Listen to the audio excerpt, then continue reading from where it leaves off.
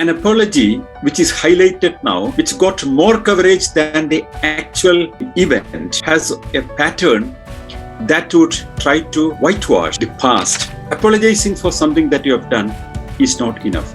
Correction is the most important thing. Repairing is the most important thing.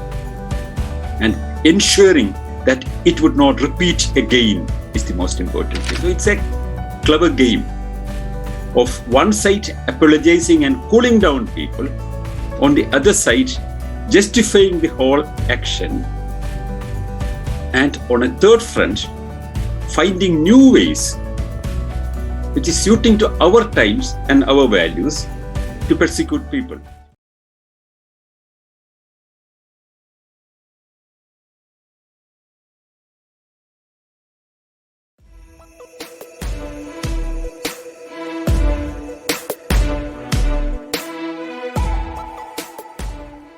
Hello everyone and welcome to this meeting with Sanal Edamaruku. I'm Shubhi Sinha, heading the youth wing of Rationalist International. We are happy to welcome all of you who have been joining our Zoom and Clubhouse and YouTube for so many years now. And please note that in this session, we would be taking up the same pattern where Sanal Edamaruku would be speaking for an hour, and then we will limit the questions to 30 minutes or maybe a bit more. So now, if we come to the topic for today, Pope's apology in Canada. More than 150,000 native children in Canada were forced to attend state-funded Christian schools from the 19th century until the 1970s in an effort to isolate them from the influence of their homes and culture. The aim was to Christianize and assimilate them into a mainstream society which provides Canadian government considered superior. The Canadian government has admitted that physical and sexual abuse was rampant at the schools, with students beaten for speaking their native languages. That legacy of that abuse and isolation from family has been cited by Indigenous leaders as a root cause of the epidemic rates of alcohol and drug addiction now on Canadian reservations. The discoveries of hundreds of potential burials sites at former schools in the past year drew international attention to the legacy to the schools in Canada and their counterparts in the United States. The discoveries prompted Francis to comply with the Truth Commission's call for him to apologize on Canadian soil to the Catholic Church's role. Catholic religious orders operated 66 of the 139 schools in Canada. Today, when we are here and talking about this, it is not about the apology or the damage control which has been done by the Pope, but it is more about the basic respect and the right of children. One can still say that adults can take care of their own and can make their own decisions, but abusing a kid is deeply sorrowful, especially by a priest. In this case, I would like to welcome Sanal sir and to further talk about the rights of children and what his take on is with this whole incident. Welcome, sir. Thank you, Shubhi, and thank you everyone who is in this meeting. We are now on a special technological kind of enhancement of our program because we are simultaneously on Clubhouse while we are discussing things. This program is on video seen on 3 different websites.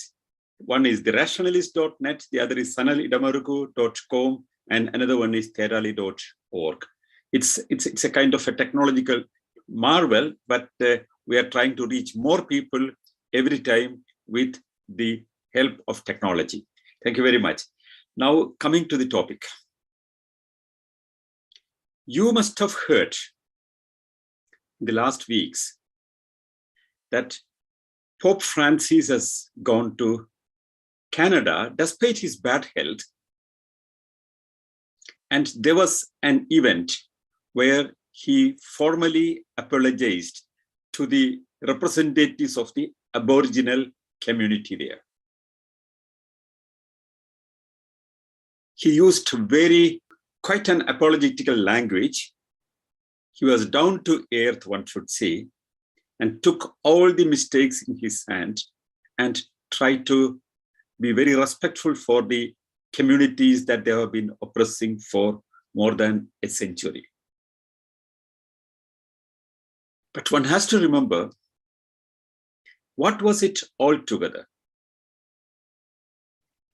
And an apology which is highlighted now, which got more coverage than the actual event, has a pattern that would try to whitewash the past, the abusive past of the Catholic Church. One very well understands that the Catholic Church, during the height of its power, have destroyed many cultures all around Europe. Since the beginning of the Catholic Church in the 4th century, under the chairmanship of Emperor Constantine of Rome, that's where the Catholic Church was officially established in 4th century, and approved a part of the Bible, which was in a lot of folk myths that was existing at that time, were all collected, and there was a synod, a high-level priest meeting, and it went on for almost an year, and they approved certain books and rejected some other books. And eventually, they have made everything that is necessary for a religion, starting from transforming the traditional festivals into Christian festivals, or absorbing people of different faiths into the Christian fold by taking partially their traditions into the Christian tradition, and fought against those people who resisted. They called all the previous beliefs that existed in those lands as pagan faith. That was an abusive kind of word for the Christian theology, the pre-Christian faith. For example, the Norse religion had their own gods. The Egyptian religion, the Babylonian religion, the Assyrian religion, even the Roman religion had their own gods and beliefs. They all were rejected. Their temples were destroyed or captured.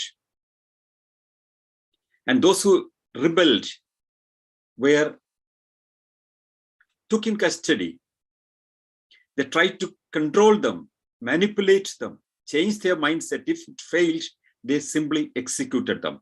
Thousands and thousands and thousands of them, all throughout the centuries.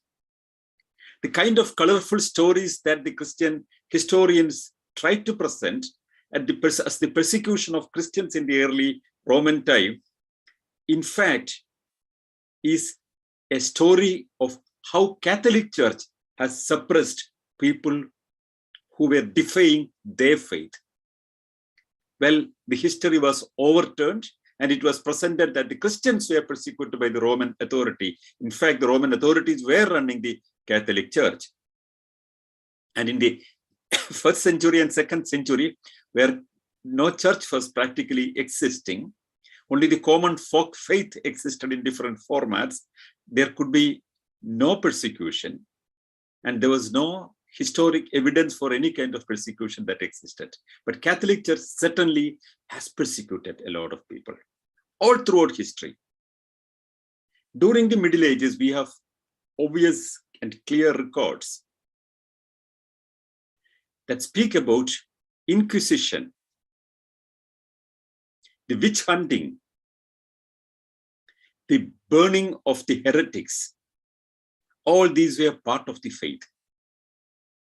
Anybody who questioned the fundamentals of the Catholic belief were persecuted, were suppressed, were taken into custody, and they were asked to correct their position. And the growth of science was completely suppressed because it was against the fundamental belief system of the Catholic Church. But wait a minute. Now the Christian theologians would not accept that they have been persecuting scientists. Well, the Pope has apologized for it. Earlier one Pope, John Paul II, has apologized to the world for all the persecutions that they have been doing, during Inquisition. But now, recently, there is a constant effort by the Catholic Church to recreate the history by telling that we have not been against any kind of scientific advancement. Go to the Catholic websites.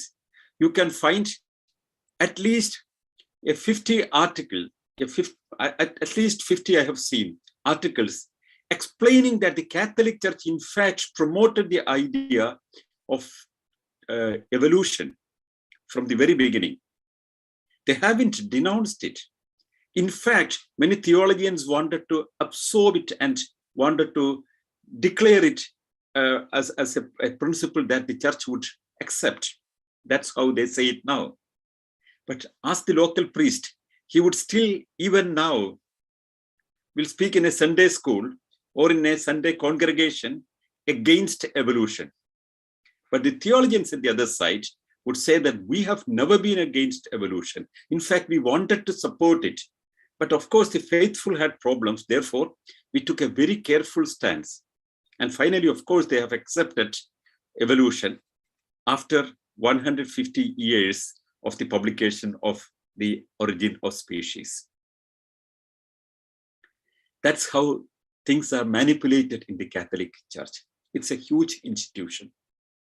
Once upon a time, the Catholic Church controlled the Roman Empire. The Roman Empire itself was Catholic Church. There was a very close association with the church and the Roman Empire. And the Roman Empire was so vast that covered almost the entire Mediterranean and the present-day Europe under its fold. All the kings were under the Pope. Anybody defied were all thrown out. Any opinion that came were suppressed. And they invented clever ways to control people. There have been instruments made to torture people who had different faiths or who questioned the Catholic faith. In Norway, there is an exhibition of torture instruments the Catholic Church has developed to persecute those people who had different faith, which they called the pagan faith. For example, if you come to India, if church was coming, if it was in control of the whole situation, they would call the ancient Indian gods as pagan gods. Shiva or Indra or Varuna, everything would be pagan gods. And therefore, they should be punished worshipping these gods, which they have tried. When the Catholic Church got a little control on Goa under the Portuguese regime there, they started persecuting the local people for their faith, which they carried for a long time. Both a faith, but one faith simply decides that other faiths are bad and they are pagan, and worshipping the pagan gods is a sin. And sin, if you are sinning, you have to be purified with pain by either torturing you or burning you alive. That's how they established the authority of the Roman Catholic Church all throughout history. I was speaking about the torture instruments the church has developed. There have been factories that produced torture instruments. The Norwegian exhibition, if you go and see it, you can see the kind of instruments that they have used. The nail box. It's a human-sized metallic instrument with nails inside, sharp nails inside. And the victim is taken in. Only the face is seen, and slowly they close it. All the nails will go into the body. Then the person is asked, would you leave your old faith and embrace the faith of Jesus Christ? People were crazy with their faith every time, whether it's Christian or otherwise. Nobody wanted to leave their gods and go to some other god because they thought their gods were powerful than the other gods. Death was nothing very important for these people because they thought the death would be a way to reach their gods, either the Roman gods or the Babylonian gods or any kind of local gods that they believed in. So they were pressed and pressed. All the nails would go in and they clapped.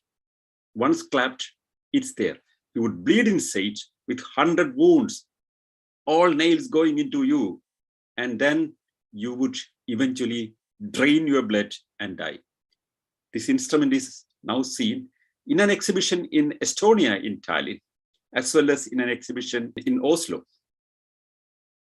The church has officially accepted, also acknowledged for all these mistakes that they have done, and they have apologized to us, to the whole world. But over more than 1,000 years, they use these equipments.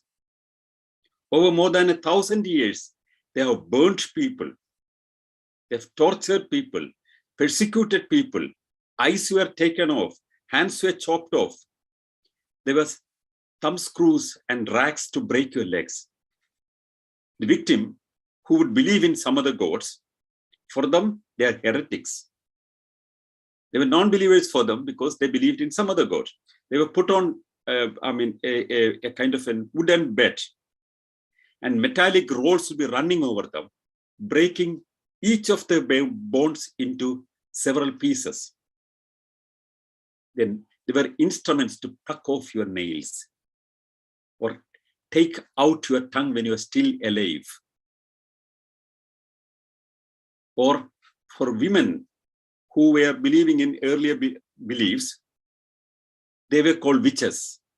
And there were special equipments to pluck off their breast when they're still alive. All these wicked instruments were developed by the monasteries, the special religious institutions specializing torture instruments. Because the more pain you give to people, they believed it would purify them and they would be getting their heaven.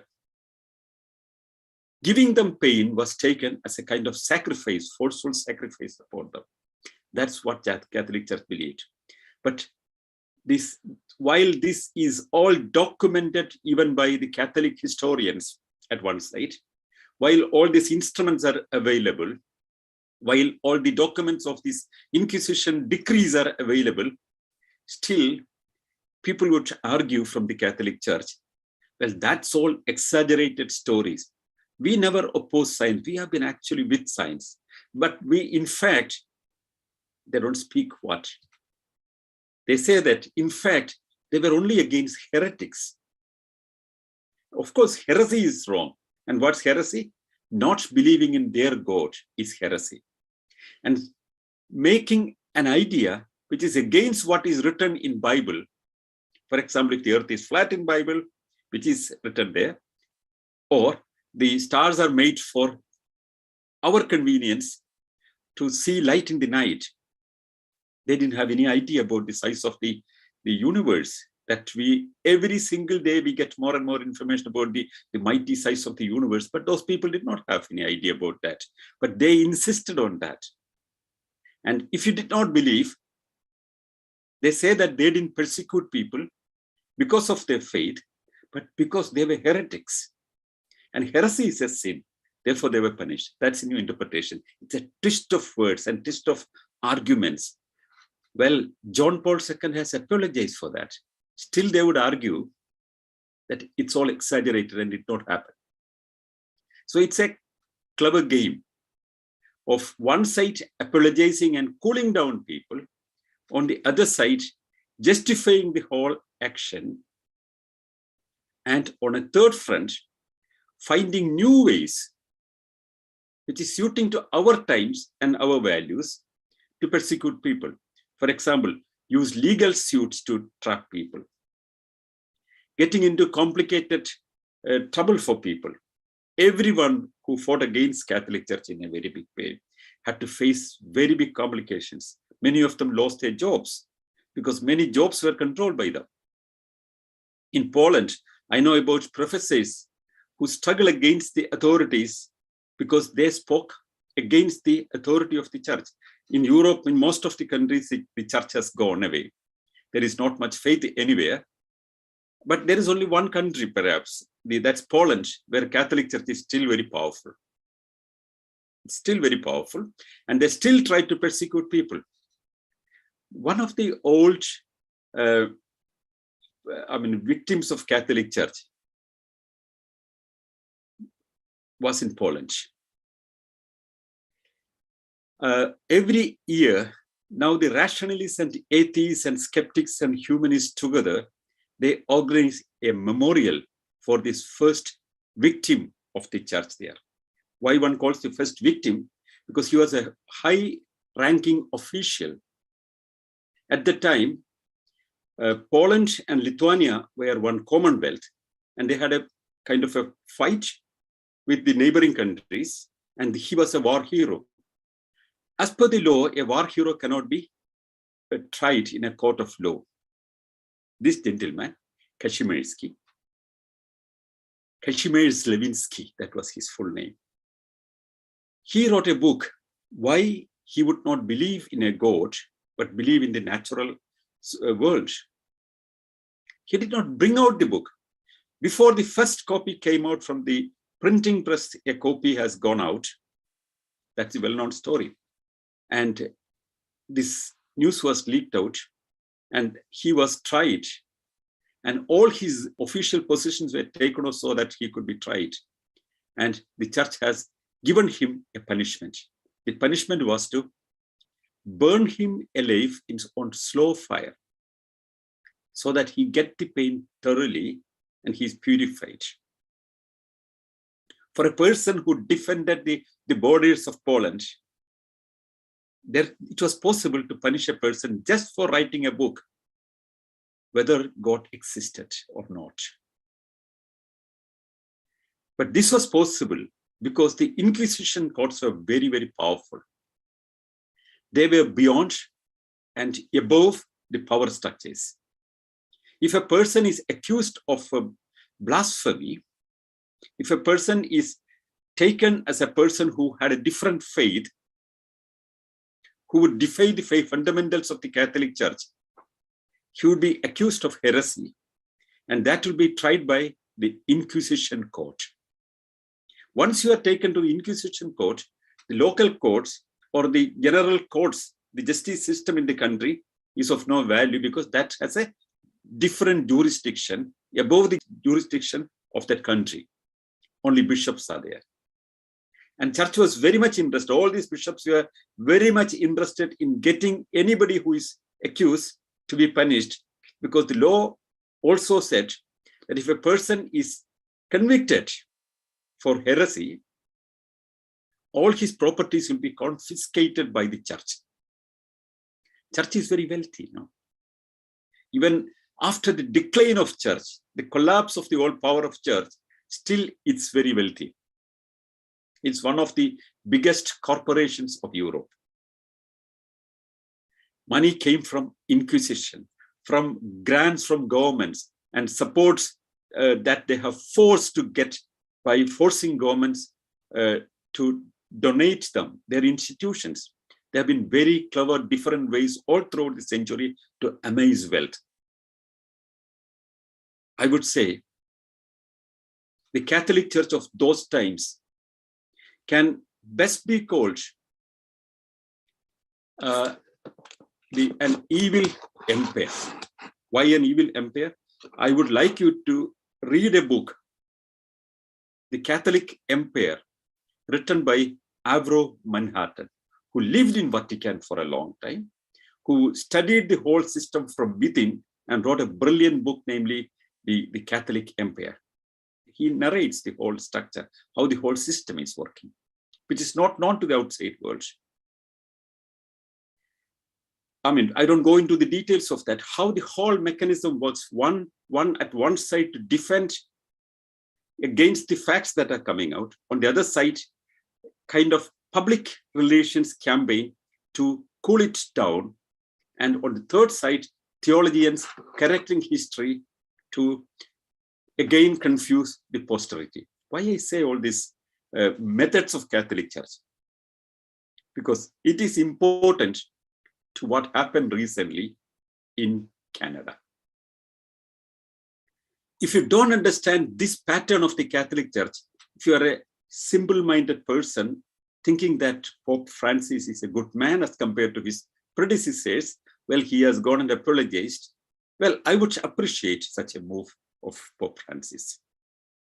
He has not done anything wrong personally, but his, people who have before him. They have been doing it, but he represents that church. And if he finds that's a mistake, well, he should apologize. I mean, unequivocally, that's to be seen with respect. I don't want to denounce the apology. I would rather like to appreciate the apology, but one should not forget that those people who spoke against the role of church in liquidating this more than 150,000 children in 100 years, they were attacked all throughout in Canada or in Northern America. People spoke about this. People spoke about the persecution that Catholic Church has been perpetrating on the local people. But not only in Canada, but also there are stories in Latin America. The whole of Southern America is full of stories of extreme persecution of the people who believed in other faiths. But Canada is more and more opening up, like United States. And when these stories were out, when these were spoken about, the church officially denounced those people who spoke about this. They were criticized. Not only the atheists, the church reformers spoke about this. The Protestants spoke about this. Even the evangelicals spoke about this. But the Catholic Church systematically denounced it, telling that it's an anti-Catholic propaganda machine that was working against them. Nothing of that sort ever happened. Catholic priests are saint-like. They would not do such things. Well, if you say such a sentence now, people would laugh. You all know it. Because what the Catholic priests, not all of them, I don't want to accuse all of them, but a lot of them, 10,000s of them, I mean, the cases are out and out every single day. In Ireland, in France, in Germany, in United States, everywhere in the world. The Catholic Church, especially the priestly group, the priests have an authority in the church. They have an authority on the people. They feel, and many people accept their authority and their hegemony in their day-to-day life. And priests misuse that position. And most of them who are accused now were all trusted church leaders. Some of them were bishops now, some priests, some in very high positions like cardinals. Many of them were accused of pedophile, abusing young children, mainly young boys, but also girls, when they were very, very vulnerable, from 4 years, 5 years, 6 years, very young age. They were trusted. They were altar boys sometimes. They were going to the Sunday school sometimes. They were going for the religious classes sometimes. But they were systematically abused by these priests. And many of them started coming out eventually when they became adults. Once the hellfire opened, a lot of people remembered what happened and they started speaking out. Evidences were collected. In Ireland, a large chunk of the Catholics left the church in expressing their anger against that. And some months back, the Pope has apologized for the persecutions that their priests have done in France. There was an inquiry commission in France, which included representatives of the church. The evidences were brought up. One by one, they were verified, cross-examined, and the conclusive evidences clearly proved that more than 30,000 children were abused from a period of 1950 till 1990s. Imagine that. Trusted priests. Parents send their children to the church and priests, trusting that they were the custodians of morality. The highest morality is respecting the individual, the right of the individual. But children who cannot judge things, fell victim of their evil designs. And of course, Pope Francis has apologized to the French Catholics. But thousands and thousands of people were victims and they suffered. They had trauma and they went through very bad times in their life.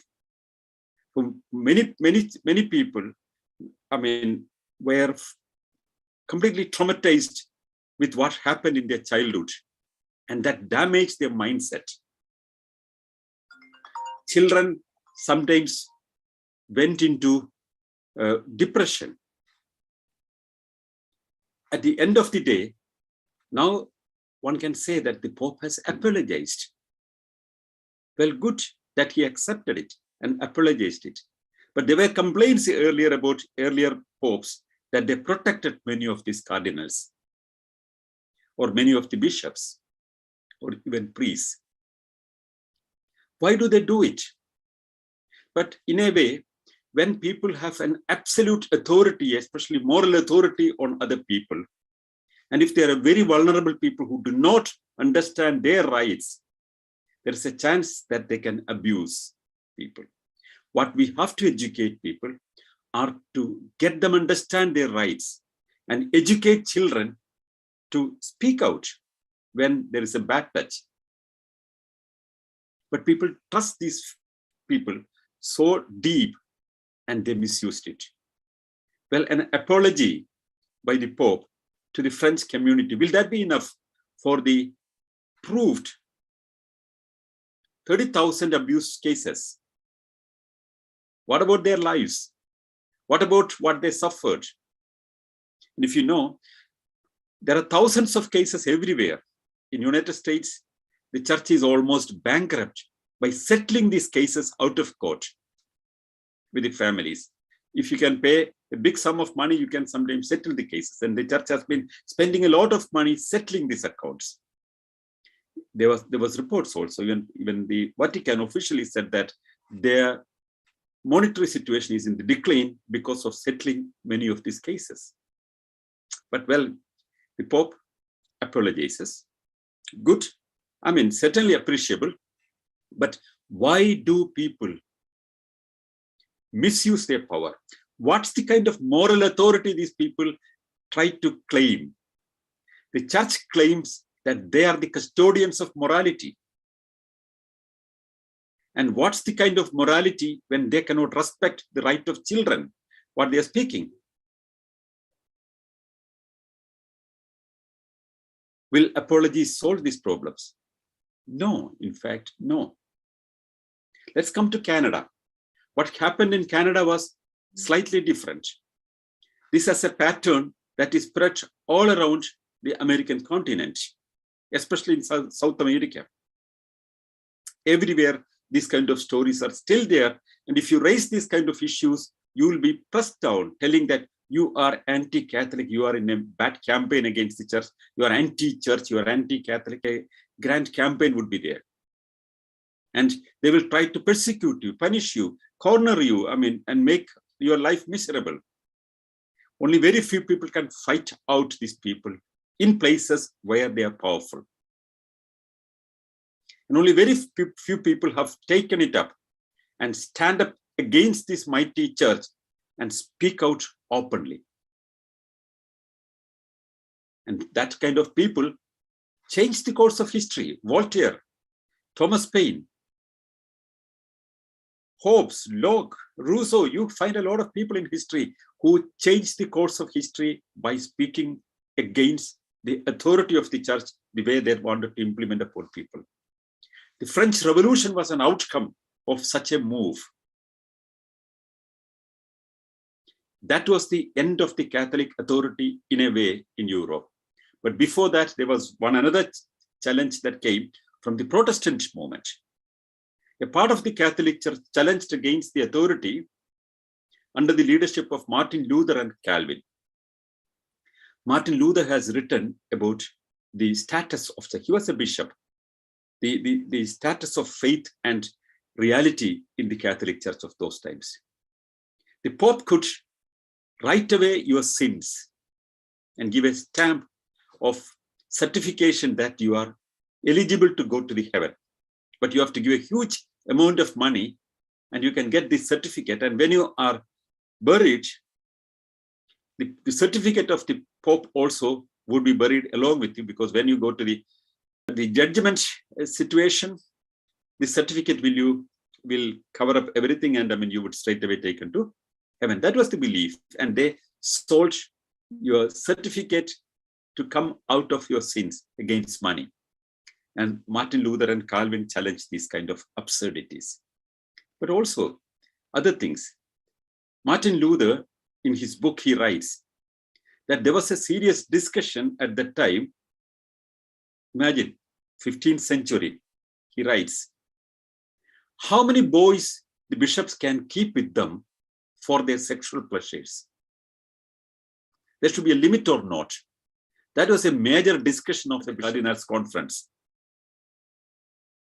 This was vetoed by the then Pope, mainly because the number cannot be limited, was a point that cannot be questioned.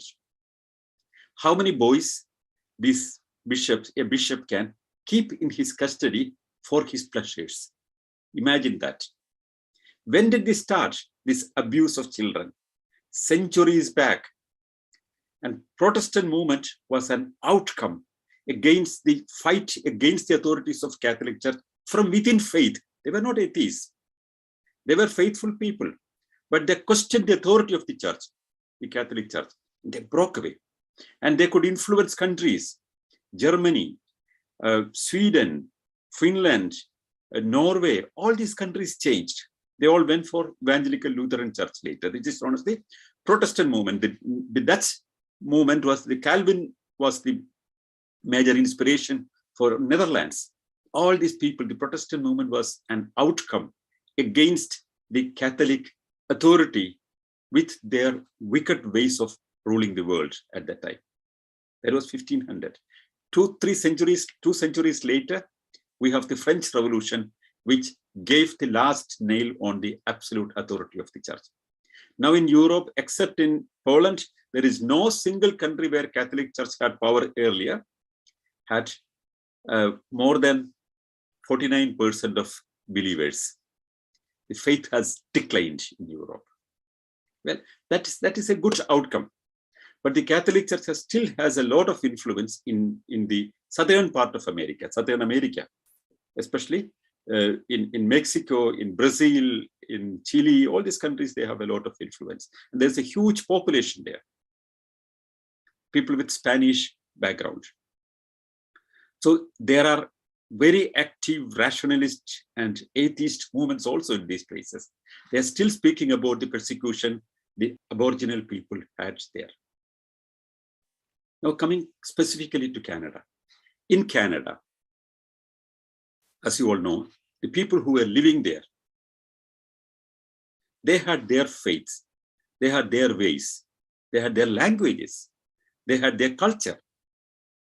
The Catholic Church believed that this culture should be demolished. They believed that their traditional faith has to be removed. They thought that their language should be stopped and everybody should be speaking a Western language, should be speaking their God, and they should be following their culture, and they should be trained from childhood.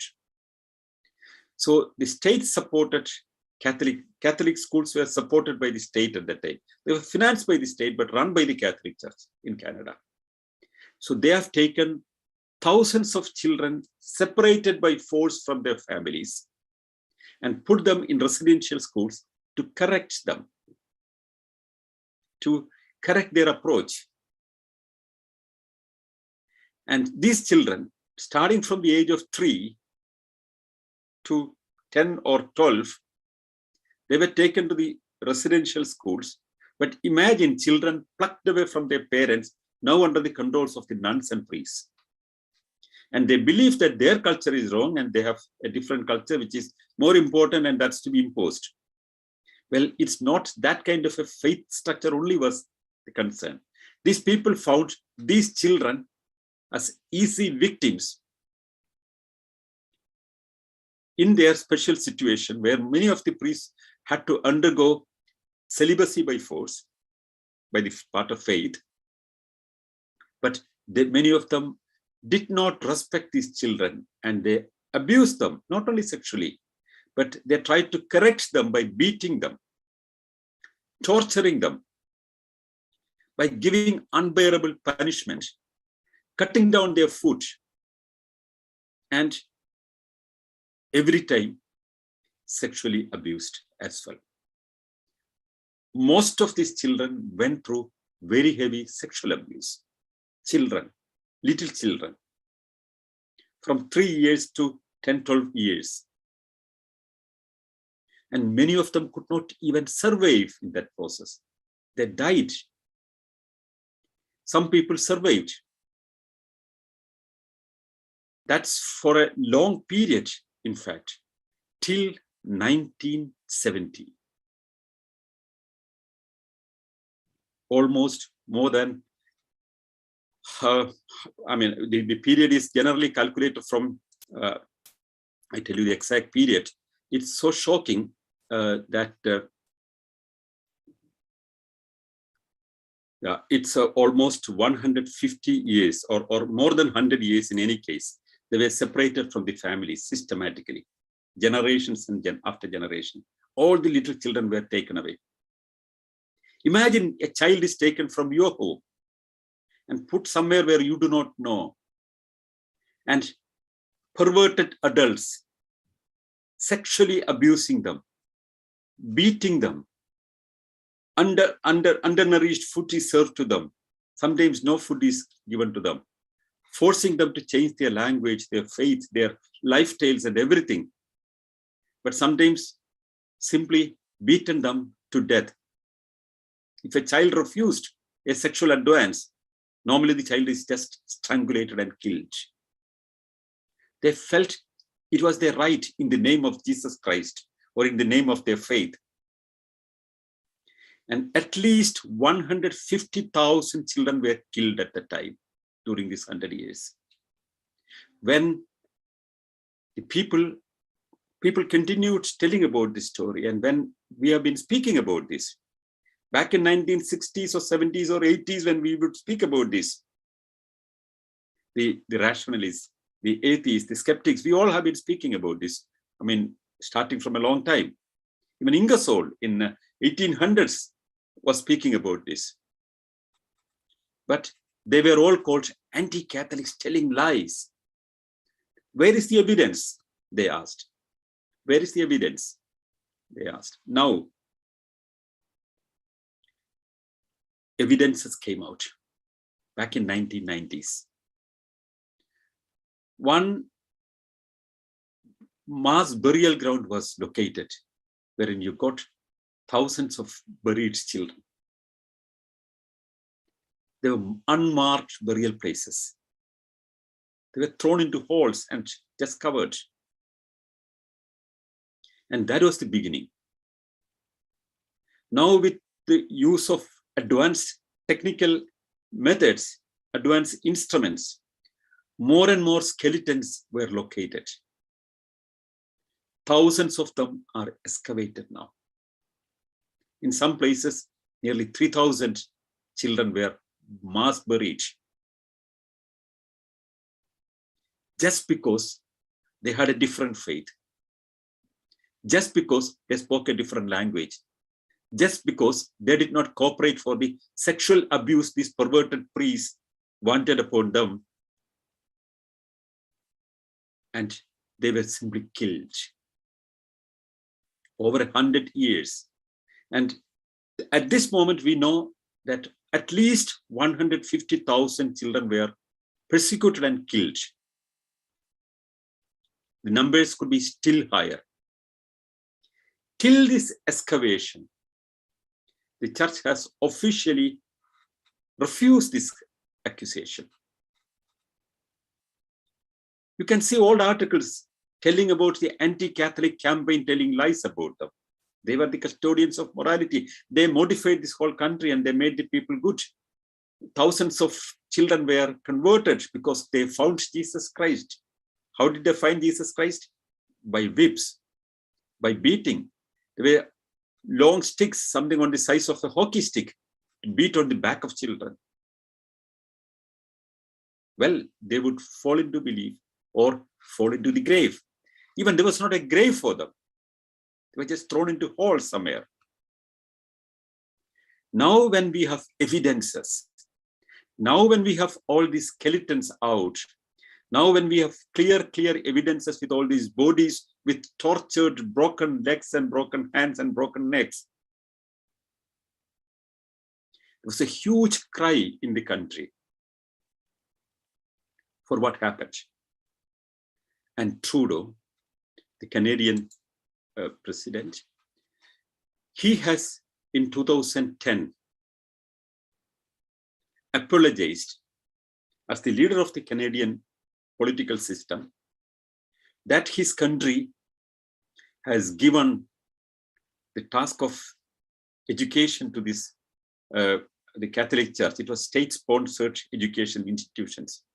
He apologized to the nation. Still, people were not happy. That was not enough. He asked the then Pope Benedict to apologize. Well, he apologized for the persecution of children, of pedophile cases in Ireland, and to their families. Some he tried to protect. I mean, that was also an accusation within church and outside church. Well, this was kept on changing. And then what was it exactly? Imagine 10,000s of children kidnapped from or abducted from their homes, persecuted and tortured and abused, and many of them just killed. How can we differentiate it than the worst genocide in human history, which can be worse than Holocaust? Holocaust is, Norway, Holocaust is, you cannot compare two great evils. But here, the victims were absolutely children. 10,000s of them. Whereas in Germany, that was a small span of time. Here, over 100 years, over generations, they continued this process and corrected a lot of people and brought them into faith. And those who refused, all these children, were simply tortured to death and killed. And that is what the reason for the sorrow that many of us have been expressing. The apology is one thing. I appreciate that. It's an acknowledgement.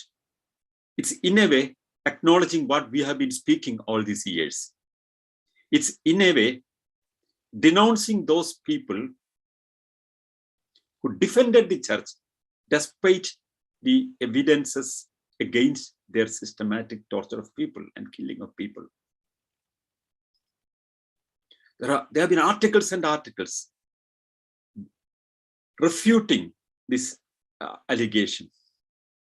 Now, you cannot further go with that because the Pope himself has acknowledged it. Before that, the Canadian political leadership has apologized for it. And now what can be done now? Will this apology whitewash the church and make it again fine organization? Why would it happen? Why would the Catholic clergy is busy with abusing children and torturing them and misutilizing their authority in Ireland, in France, in Germany, in America, everywhere? Why do they do it?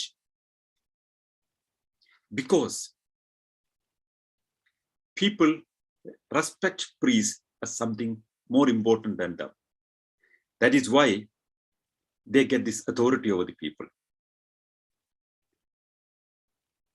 The moment you try to give all your authority to somebody else and consider them as representatives of God speaking to you, you are mistaken. The way people submit themselves to these religious authorities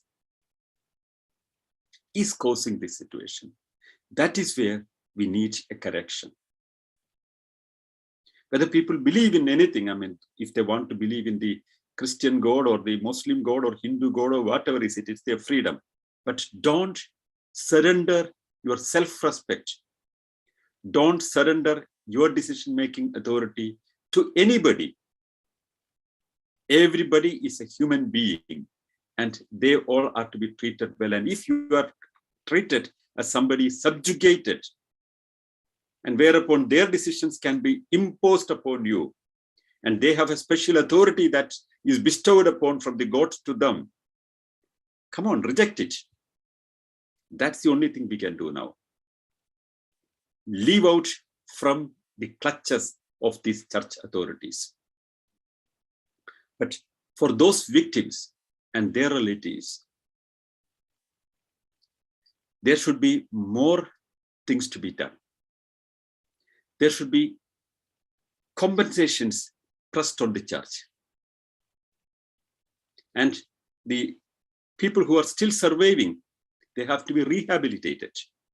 And the responsibility should go to the church, nobody else. By an apology, you cannot just come out of it.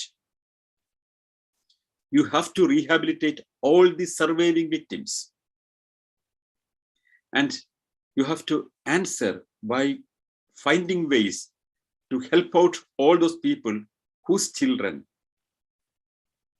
whose brothers, whose sisters, I mean, have been killed and tortured and persecuted.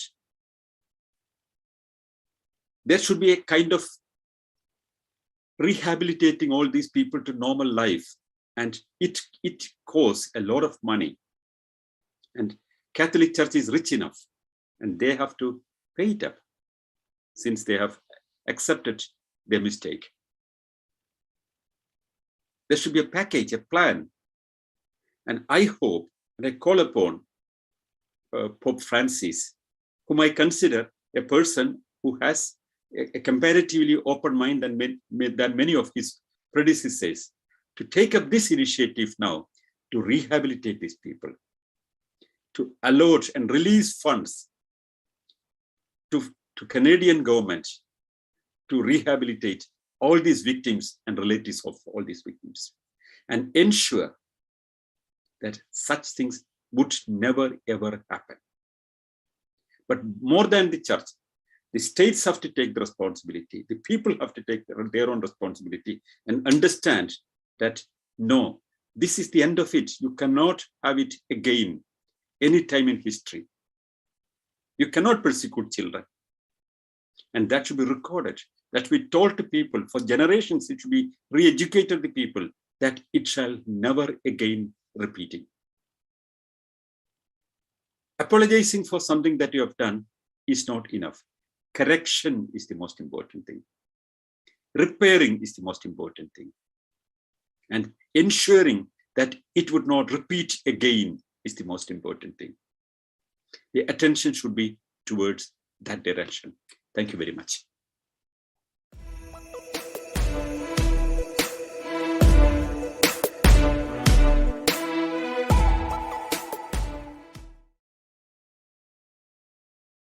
Well, thank you, Sanal sir. And on this note, let's move forward to the question answer round. Everybody who's present in Clubhouse, I would request you to raise your hands so that I can see, and then you can proceed with the question.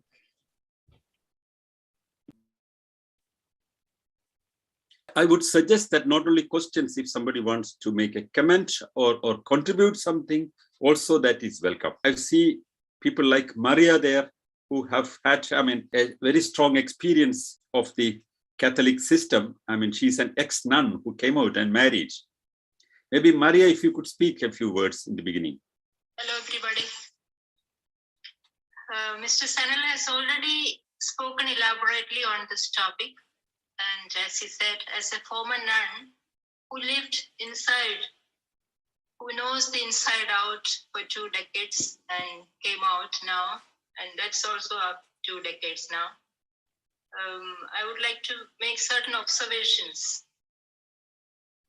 The Catholic Church has the legacy of apologizing and paying compensation for centuries, and it continues even to this day. The aged Pope went on wheelchair apologizing. Even decades back, people in Australia and US demanded publicly that we need more than apology. Until today, that same methodology is being followed. In a way, it's useless unless and until they have reparations in the form of correctiveness today. Still, the so-called celibate priests and nuns are indulging in sexual offenses. And the Pope needs to rethink about the link between celibacy and priesthood and nunhood. There are discussions, but they are not enough. They are not taking steps. So Matthew Fox observes, the present Pope Francis is still stuck in doctrinal chains regarding sexuality, which are tough to throw off and break through. Because the ecclesiastical radical right has completely weaponized sexuality as its modus operandi. The Canon Law 227 says the clerics are obliged to observe perfect and perpetual continence and are bound to celibate state. And we know what is happening today or for centuries. I have also an article, The Pedophilic Priest and Apologetic Popes. It's not only the present Pope. It started long back, Benedict XVI, and many others. They have declared that there will be zero tolerance to such unholy acts. But still today they are tolerating it without taking strict actions by way of changing their own lifestyle, if that is the cause of this kind of, especially offenses to children and to women, to nuns. This present Pope admitted that nuns are sexual slaves of a cleric. And what's the action if the present Pope going on wheelchair again to apologize? I feel it is useless until and unless in his office, when he is in the office, take strict actions. And we know what is happening not only in Canada or all over the world, especially what is happening to India, Kerala. What are the offenses even now? So what I suggest is strict action, and the people, especially the believers, demand strict action instead of tolerating this kind of misbehavior, offense, crime. And if celibacy is asking or ending them up in prison, recently we know many are punished just because of their celibacy. They breached and they are in the jail. And it allows them to commit crimes. So what's the use of such a celibacy? Yeah, that's my observation, and thank you all. Thank you so much, Maria. And I think we can take up more people. And I think Ajay is there to say something. I would just ask you to unmute yourself. Yeah, thank you, Supreet. Thank you, Sanal. It's a very wonderful speech. Actually, I was listening carefully from the beginning, but in between I missed something. So you have narrated the historical atrocities and the circumstances that led the head of the Roman Catholic institution, right, to issue an unconditional apology. Yeah, even I too. I guess I can take some time, right? I mean, because we don't have much of speakers. Right. So I'll come to a question basically. So before that, yeah, I find it is a positive gesture, of course, right? Like irrespective of the motive, maybe we can attribute some motive, right? We typically in Hindi say Majburi ka naam Mahatma Gandhi. Whatever bit of motive, issuing an apology is, I believe it is genuine. It is positive gesture. I appreciate that as well. Now, like I'm an Indian citizen, right? I live in India, right? So what I consider myself as a subject of a colonial, colonization, right? Why would you? I have a choice to not to consider also, but still somehow I just think in that direction, right? I'm a victim of colonization, right? As a person who is coming, who's living in this land, right? So when I say the colonization, uh, there is in turn there is a Christian aggression also, right? When I'm not talking about Christianity in India or we are talking about the Pope and all that, right? So to substantiate my point, right? Like we have seen lot of communication, the letters sent by the bishops and popes to Queen, right? I think to start with, I think 1492, Columbus has started. Columbus had started his journey, and he wanted to come to India, and he reached in America and all that, right? So I think in 1493, then Pope, I think the Alexander VI, I believe, had written a letter to to Queen of Spain, then, right? So, which was basically talking about establishing a Christian kingdom and spreading of Christianity. Basically, my point is like I undoubtedly believe that the political ambitions, right, whoever be the queen or church, right, the political ambitions of the political system and the theological ambition of the church, right, they were intertwined and they were going hand in hand, right? So that is the that's why I was saying, right, I'm a kind of a subject to the Christianity then. So if my understanding is correct, right, the doctrine of okay, of course we had the Pax Romana, Pax Britannica, and all that, right? So how the Pax system, right? You go to the other land, right? Not just India, right? We have examples in Africa, as you said, Latin America, Northern America, and all these places, right? So you grab the land, convert the people, eliminate the native cultures, and you have a doctrine of discovery and all that, right? So, and you establish an institution which owing allegiance to this Christian theological and ontological systems, right? Okay. So, fine, this is all history, because my point is like, okay, you have narrated the history, and I was just reiterating the same thing, right? I, as a person who's living in 2022, right? History, there was, I think, a statement, I think, by Tagore, right? History is altogether a different nation, right, where nobody is living, right? So, of course, for our academic interest, we all have to, we can all understand it, and, I mean, we can discuss about it. And you had a concluding remark that doesn't happen again.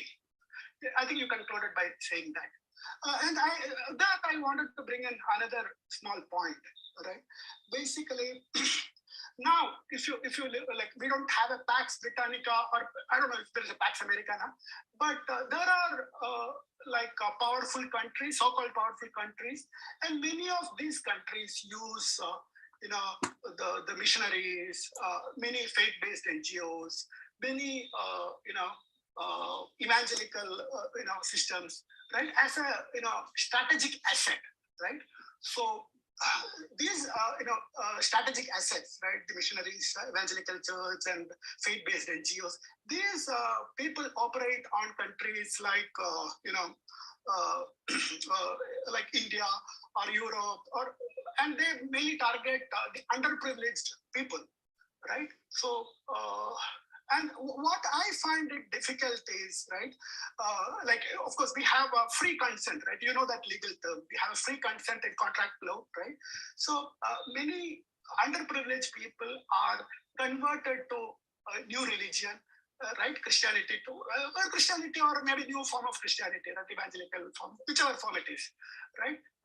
The problem is there is no free consent happening. You know what is free consent, I believe, right? Without misrepresentation, fraud, and so many other things, right?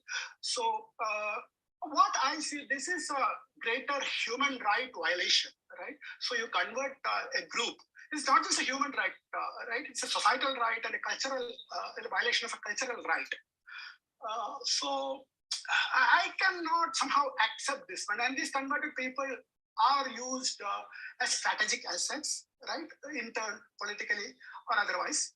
So now, like, you are an atheist rationalist, or maybe you represent an egalitarian society. Of course, we all are aspiring to become an egalitarian member. But as an egalitarian, what is your take, right? Is it still happening, right? basically what is still happening, you are using religion, theology, and you have agents, and that is used for political advancement, advancing your political ambitions, right?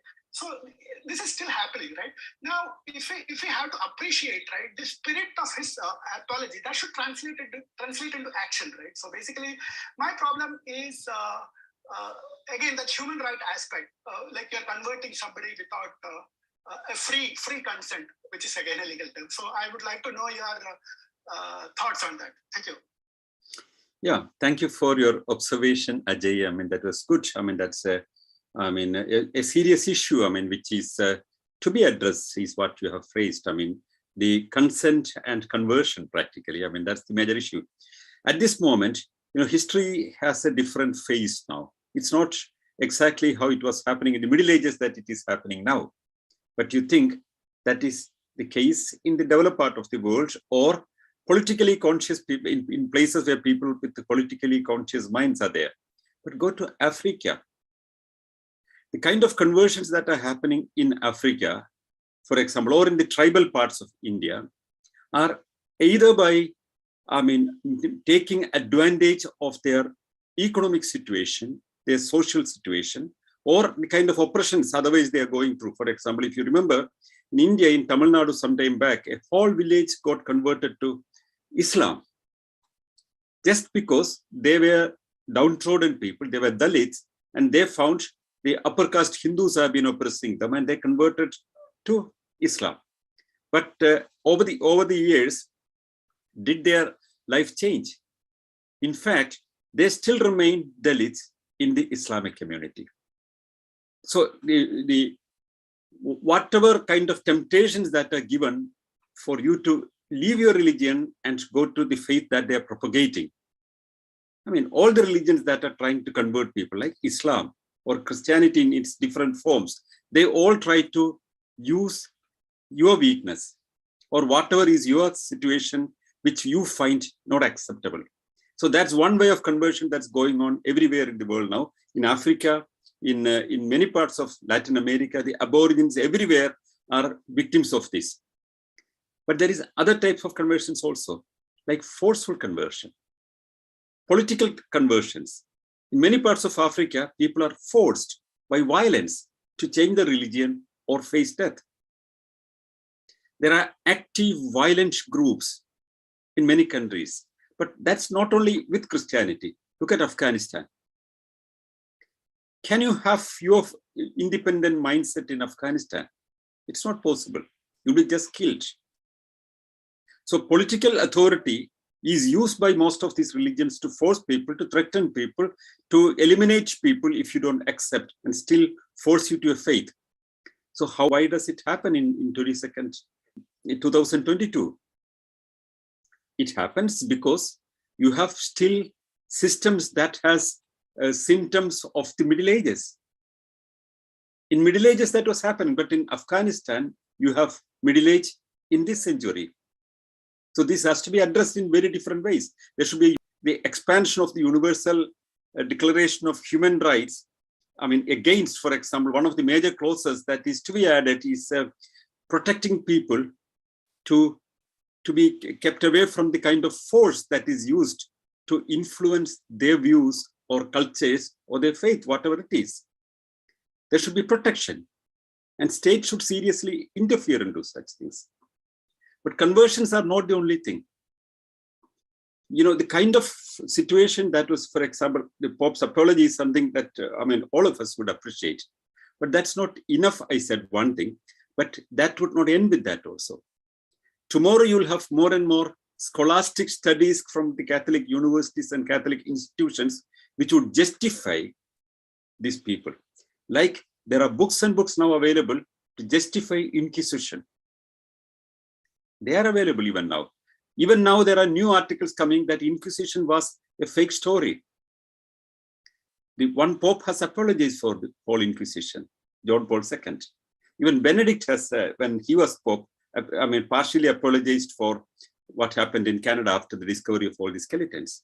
So any kind of influence of people without their consent is the problem. Faith is never taken by your deciding something. In very rare cases, that's done. You are in a religion just because you are children of a certain people of certain faith, or your community believes and you believe in it. Very less people, very, very few people only opt their religion knowingly what exactly are the doctrines of that faith. You are a Christian because you are in a Christian family. You are a Hindu because you are from a Hindu family. In the hospital, if the parents by mistake exchange the children, the child born to a Muslim family, Muslim parents would become a Hindu. And he would have all the Hindu gods as that person's, deities. Or the other child who was born to Hindu parents would become a Muslim easily. So it's not your choice. It's your childhood, your upbringing, the indoctrination that you're going through. So when you start thinking about liberated individuals, it all should start from the childhood indoctrination, societal indoctrination, political indoctrination, as you said, using organizations and situations to misutilize the vulnerability of people to bring them to something that they did not actually opt for. These all have to be addressed. Thank you very much for your contribution, Ajay. Thank you very much. Yeah, thank you. Next, we have Kunjama Matthew with us. Please unmute yourself and proceed. Good evening. Thanks for organizing this talk, Sanal sir. We need to talk on this periodically like this. This is the only way we can bring change. Change is painstaking, and it takes patience and perseverance. You know, in India also, Catholicism, all over India, especially in Kerala, they have to accept the wrongdoing and rehabilitate them. It's a need. But if we said one time is that, we have to keep on organizing talks like this and keep up with it. So then only we can make changes. This is just not only happening in Catholicism. Other religions also have this kind of abuses and sexual abuses. All these are taking place. Is it only happening in religion? No. This is happening in politics also. Look at January 6th insurrection.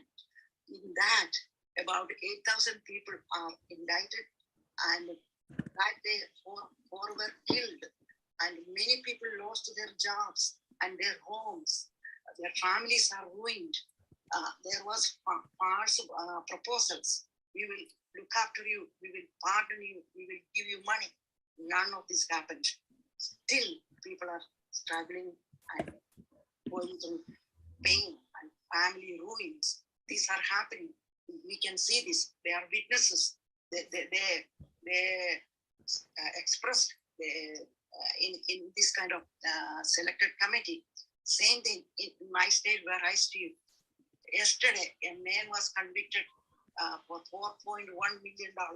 There will be more money, a few more cases on him. He's a political person. He's also lying, and he's getting people between companies, and he makes money from it. People lies and make monies. That is what happened. That is what happened in January 6th also. They all were going to make money in this kind of lies and conspiracies. So this is not just happening in the religions. It is happening in politics too. I believe this is happening in Kerala politics also and all over the world. So what we can do meetings like this and discuss and stay with it and make people understand and make people aware.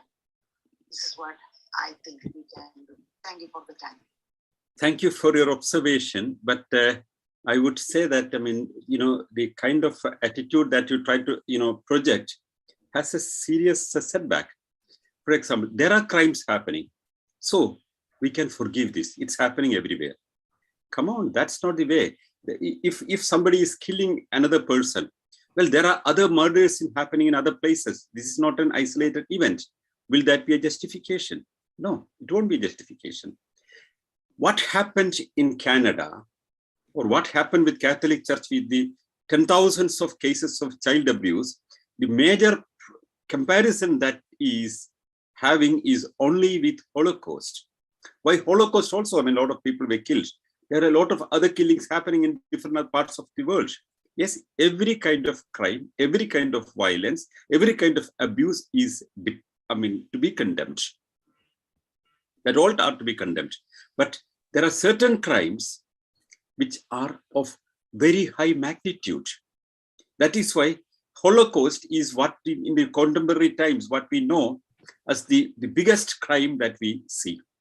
There are 10,000s and 10,000s of people, millions of people have been taken to gas chambers and they were fumed to death.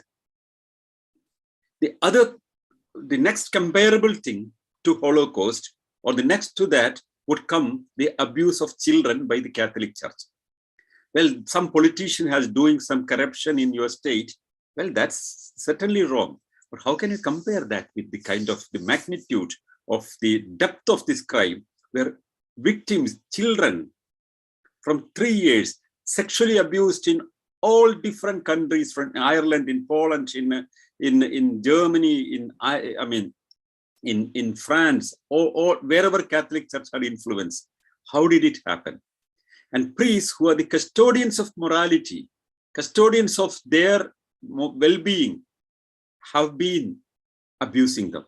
It's something like, if parents abuse children, how do you take it? It becomes a serious crime. It's same to that, or more important than that. Why? Because these priests are taken as representative of gods. In their families, they are presented like that. And they trust them, believe them. And children cannot take any decision about their life. And if it's an one case or two case somewhere, we can see that it's a pathologically ill person is doing it. But here, the pathological crisis is with the church by itself.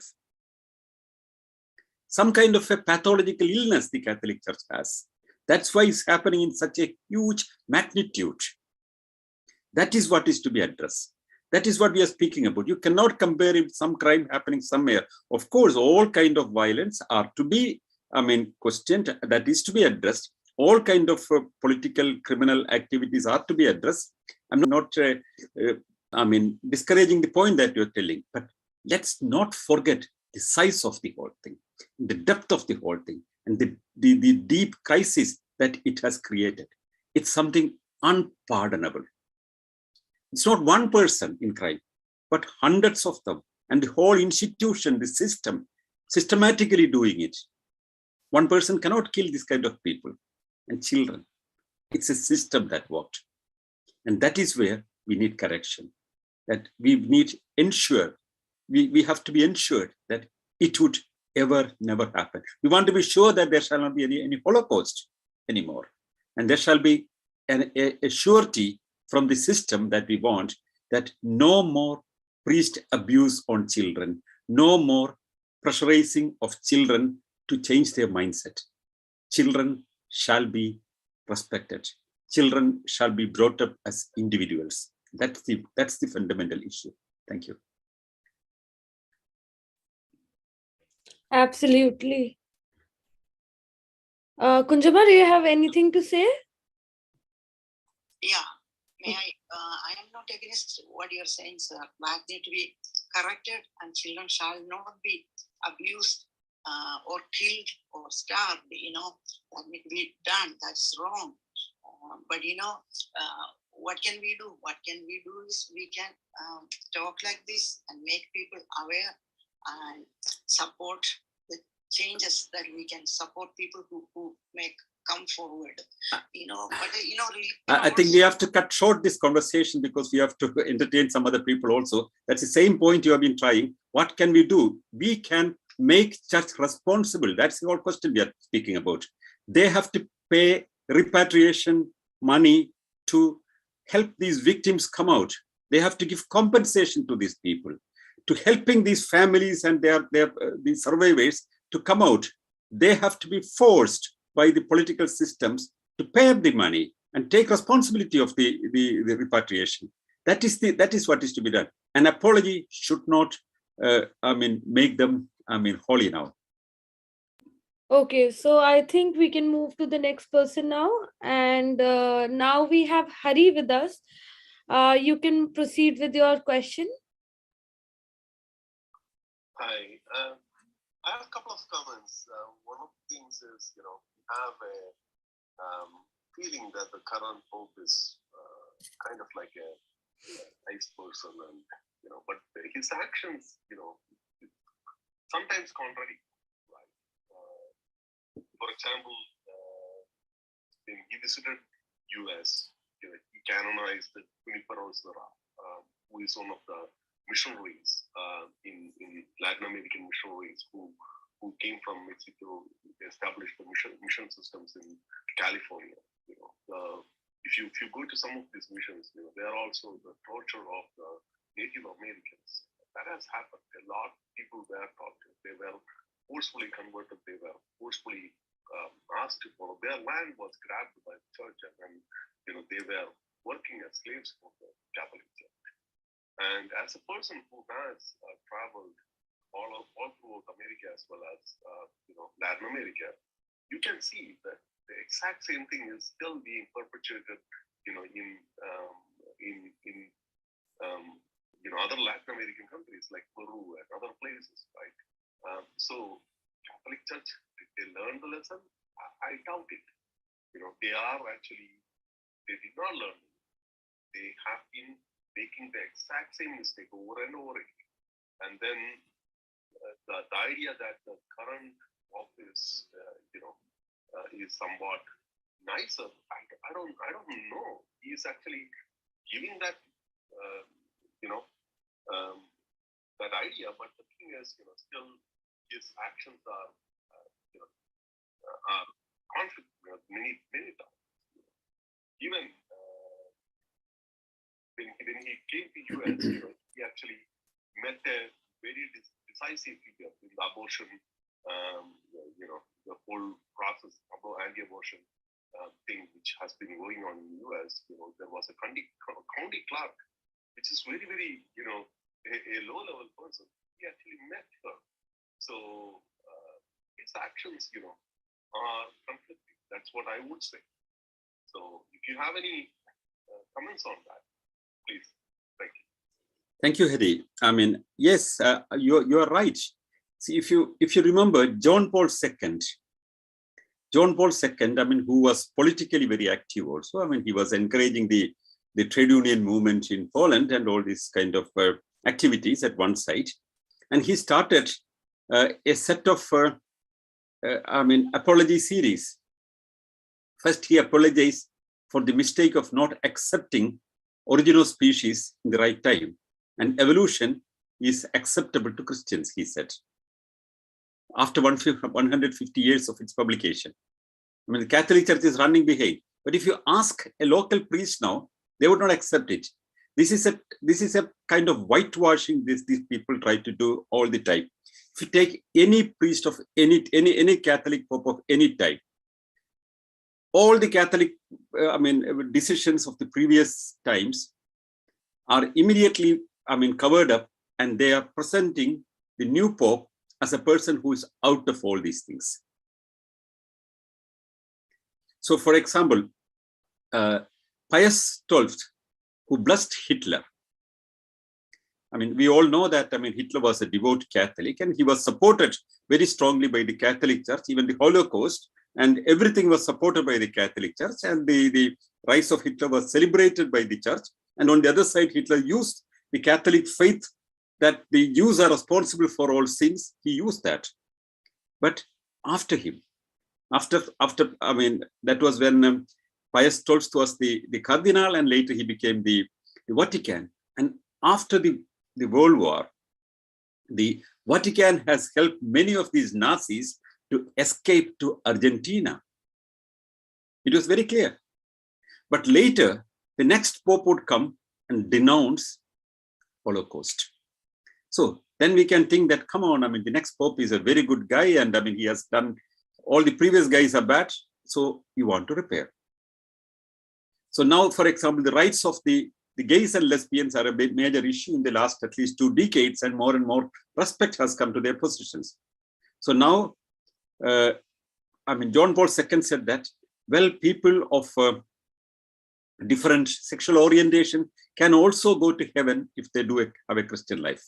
But if they want to live together, they would not allow them to have a communion in their church. Even the present Pope said it. So they want to occasionally make some statements that would look very progressive. But in fact, nothing changes. Abortion rights, the right of the individual to choose what he or she wants. The church officially opposes it. And there was another statement, even atheists can go to their heaven. But on the other side, atheism is denounced. There is a publication to counter atheists. They are educating their priests against atheists. This is a kind of a schizophrenic behavior the church is having. At one side, whatever is convenient and good looking, they speak. And on the other side, they counter it with their machinery. So you are absolutely right that one should not take too much from these kind of gestures that are merely public relations exercises. For example, one good example I always remember, the present Pope Francis, takes a small bag for himself, when he travels. And it is presented as a symbol of simplicity. Oh, look at this gentleman. He doesn't want a person to carry his small bag, he carries it himself. Looks nice. But a friend of mine who is very closely associated with the studies on Catholic Church, Hugo Estrella, who would be sometime addressing our meeting also. He's from Argentina, and he has written a beautiful article about the kind of helicopter this present Pope wanted. A helicopter that was made for the American president, when it was not, absolutely taken by them. That was taken by the present Pope, is what he has written. Right or wrong, I do not know. I don't have the details with me, but he has been showing me a lot of records telling what kind of pompous expenditures this guy is having. Well, I don't want to criticize on that. If the Vatican has enough money and he is presiding over the corporate empire of the Vatican, he can spend the money the way he wants it. But while you do that, if you present himself as a symbol of simplicity, there is something wrong in that. While you speak about approving the scientists and speak against that in your Sunday school, there is something wrong in that. At one side, you apologize for the mistakes that you have done for children. And on the other side, if you protect these cardinals and priests on the other side, there is something wrong in that. So these double standards, that's what is seen. And this public relations exercise that these popes are making need not be a sign that the church has changed. Thank you very much. That's a good point. Okay, so now we have Helen with us.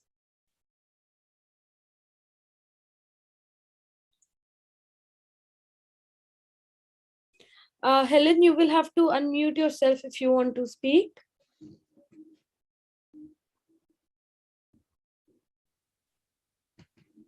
All right, so till then we can take up a question from Saptarshi Bhattacharya. Please unmute yourself and proceed.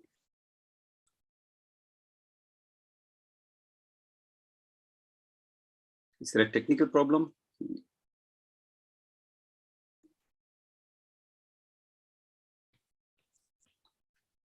Saptarshi, can you hear us? Seems there could be a technical glitch. Right. All right, I think let's wait for a minute. If there's an issue, then we can move forward. One possibility is that if we go out and come back again, if there is a technical problem, that can be solved with that. Helen and Saptarshi, if you are hearing this. I believe till then, all right, I think they're doing that. Till then we can take... Saptarshi, please, also you please go out and come back again. Yeah, please, Shubi. Yeah, I think both of them have left the... Yeah. We have Thyssen there. Okay, so I think we can move forward with Thyssen. Okay, we have Saptarshi now. You can proceed. Sir, can you hear me now? Yes. Mm-hmm. Yes. Yes, sir. Sir, I think this reason why religion is so much into education, it is because governments have given up their responsibility in educating people, and religions have found it very easy to get into this business. And every religion is running education institutions, and under that garb, most of them are actually fooling people and getting a lot of money. But because today's topic is on Catholic Church specifically, so I think in India, people have a very good people have very big respect for convent schools and Catholic schools without knowing what goes behind all those things. And people even in marriage market, if a person is convent educated, that their marketability in marriage market goes up. But I just want that there should be, at least in India, Catholic Church should also apologize. And there are 3 apologies which I would like them to make. The number 1 apology is the missionaries of charity. When will they apologize to the nation? Because the way they have been conducting themselves and siphoning of money and selling children, and still they are highly respected in India, so they should apologize. Number 2, the apology should come to the teachers, the sisters, the nuns who teach in these Catholic schools and whom they don't pay, and they take their salary. And number 3, the apology should come to you, Mr. Sanal, because the way they treated you, and it is not personal thing for you, I think it is the way they went against the rational people. And still in India, people I don't see much traction happening. People don't talking too much about it. You have been out of India for a long time. People sort of, other than rational people, most of us have forgotten the things they have done. We think they are very benign people here, but the thing is that we need not only apology, they have to rectify themselves. And how will it happen in India? Because I know world over they are giving apologies and whatever they are doing, but in India, do you see anything, any modernization or any development happening on that line? Thank you. Thank you, Saptashi. I mean, those are very interesting points, especially with Mother Teresa, what you said. That's very important to recognize what kind of negative contribution that she has given by showing Calcutta in bad light at one side and bringing in a lot of money. Of course, if somebody is doing some charity, I would not have any objection, but she did not do that. That was the whole problem. The entire money that was coming, almost 80% of the money that was raised for the destitutes of Calcutta was siphoned off India to make centers in different parts of the world. Recently, one of the centers in El Salvador was closed down and they were chased out because they have been politically manipulating the system. And that was what Christopher Hitchens and Arup have written. There is a very famous documentary by Channel 4 of UK, The Hell's Angel. That's freely available on the internet. And if you go to rationalist.net, you can see it in the video section. This is simply and really eye-opening how she was collaborating with a lot of scamsters at one side, and how the money that was coming was not used for these people, but siphoned off India and tried to sell India as a showpiece for marketing. That's something the church has to apologize to India in a later stage, which one made, here maybe after 50 years or 100 years. The second thing about the non-payment to nuns, that's the key of the economy of the Catholic Church also. For centuries now, the nuns have been doing all the work in their institutions, from hospitals to their pharmacies to everywhere they are working. The nuns are not getting any payment. They are kind of slaves. Why slaves? Because they cannot come out practically. Very rare people only have dared to come out, because you'll be socially isolated. You'll be practically completely cornered if you try to come out. People like Maria, of course, she has married somebody from Australia, and she got a lot of strength, and she came out. But that's not the case with everybody. Any nun who would challenge the system would be pressed down. We have seen it all around. And also, another major factor why, Saptarshi, what you said is important is that more than 60% of the whole nuns of the world now are going from India. And out of the whole nuns who are going from India, 95% are going from one small district in Kerala, Kottayam. The Kottayam district and the Syro Malabar Church, of one of the dioceses of the Catholic Church, they are sending these nuns. And they are getting all these institutions running. The money that they get, they have signed at the beginning, that's the salaries that they come to them. Legally, they have to be paid salaries, will not go to them, but 1/3 would go to the diocese from where she is coming from. 1/3 go to the Mother Superior, and a part would go to Vatican at the end of the day. Imagine a college teacher, a university teacher, who would get money from the University Grants Commission. Even the college is not paying it. The University Grants Commission is paying the money, but the money is actually going to the exchequers of Catholic Church. And 10,000s of them, millions of them are working like slaves with no way to go out. And still they are trying to recruit people, new people into the fold. That's something they have to apologize. In my case, I always think that once one of the leaders of the Catholic Church, the laity organization's leader, the Indian Catholic Association's former General Secretary and President, John Dayal, is a devout Catholic, a friend of me, and he was a journalist, and we have been on television programs on two sides arguing against each other. But when Catholic Church started all this persecution machinery against me, he wrote to me that what our bishops are doing are absurd and wrong. They should not do it. That's not in the spirit of Christianity. That's what he wrote. I said, I don't know about the spirit of Christianity. One can say that the Inquisition could also be a spirit of Christianity. But if what you mean is what you really think, it's very easy to write me a private letter like this, but why don't you write your bishop and make it public? This was something with little sarcasm that I said. To my surprise, I should always appreciate this Christian laity organizations, the Catholic Congress President, John Dayal. He's a respected journalist. I think he was working in some newspapers in Mumbai and all. He has written to his bishop and made it all public and telling that they should not do this trouble for me.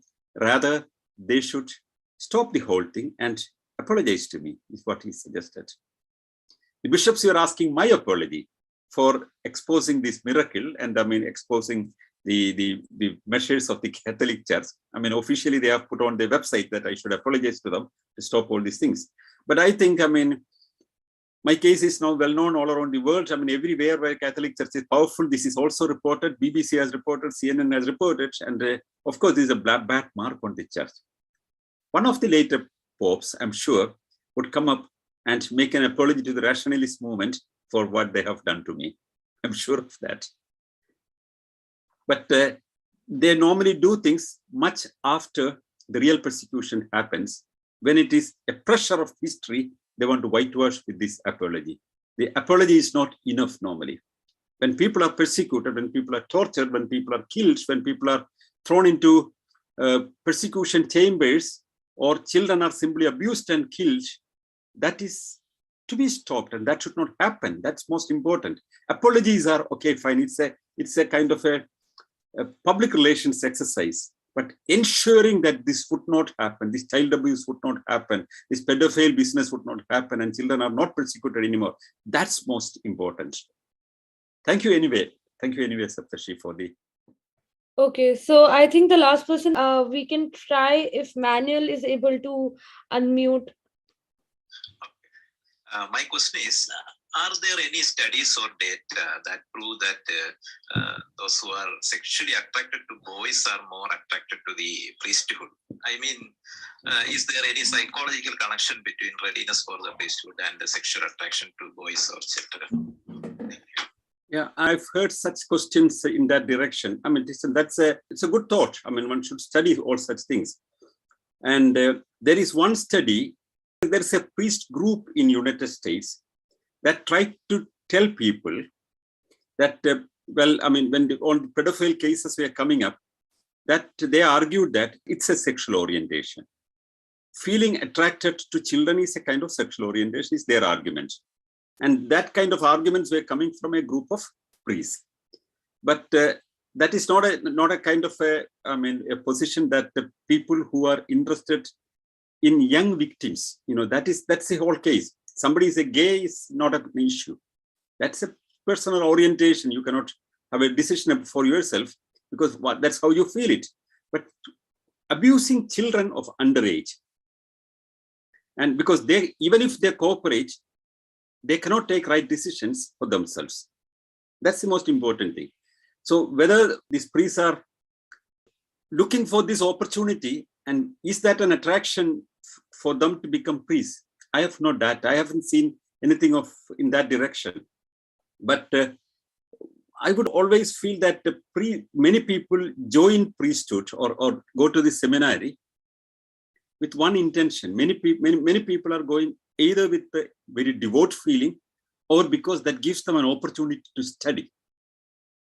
I've heard a lot of European, former priests or people in the seminaries, because they thought, that was an opportunity to study. They could go to a university that is run by the church. And once they go through that, they are into it. But they are normal people. But there are also cases that priests are in relation with people, not children, but with adults. There are priests who are leaving the church and marrying. There are so many cases that they are in some sexual relationship with somebody who are adults. But that I would not find a serious offense. It's an offense, for example, if it's somebody's wife, it's an offense for that person. It could be a family dispute, but the way of right of people, it's two adult individuals deciding for themselves, and there cannot be anything wrong in the eyes of law or morality in that. But it can be against the spirit of a mutual commitment in a marriage. That's a different thing. But see, as you know, you are from Kerala, and I'm also from Kerala. We have a lot of cases coming every year that the priests having a relation with people belonging to their church, which becomes a big issue because sometimes the families make big complications, or the moral police enter into the scene and all these kind of things. But here the issue is children, male or female, that's less important. Children who are underage, who are vulnerable, who cannot take decisions for themselves, who believe that these are representatives of God, they are being abused. Well, if there is any connection between a certain kind of sexual attitude some people have and they look for victims by becoming a priest, is something one has to study. I have no idea, I have no clue about such a study. Jason, anything more? No, thank you. Yeah. So I believe that we're done with all the questions. Yes. So thank you, sir, for being here and explaining us all the things that has been going on. And thank you, everybody, for joining. We would come up with more relevant social topics next week, and see you all next week. Thank you, Shubhi. Thank you, everybody who was in the meeting. Thank you very much.